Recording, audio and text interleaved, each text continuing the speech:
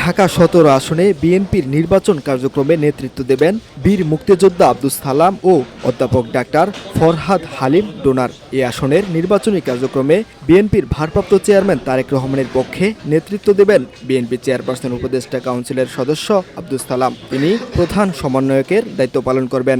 এছাড়া BNP chairperson উপদেষ্টা কাউন্সিলের আরেক সদস্য অধ্যাপক ডাক্তার ফরহাদ হালিম ডোনারও নির্বাচনী কার্যক্রমে গুরুত্বপূর্ণ ভূমিকা রেখে নেতৃত্ব প্রদান করবেন।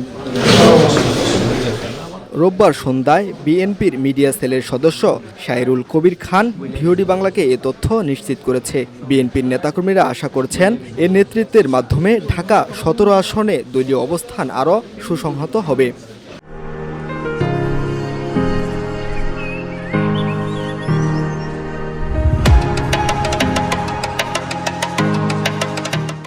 এদিকে রোববার তারেক রহমানের পক্ষে মনোনয়নপত্র সংগ্রহ করেছে বিএনপি চেয়ারপারসনের একান্ত সচিব এবিএম আব্দুস সাত্তার। বেলা 11:15টার দিকে রাজধানীর সেগুনবাগিচাস্থ ঢাকা বিভাগীয় কমিশনার সফরউদ্দিন চৌধুরীর কার্যালয় থেকে এ মনোনয়নপত্র সংগ্রহ করা হয়।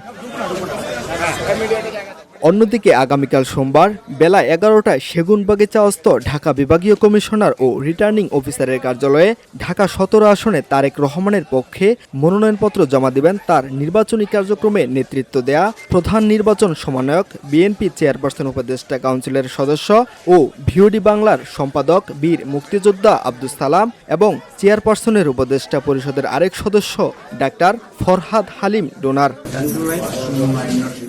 VOD Bangla news desk.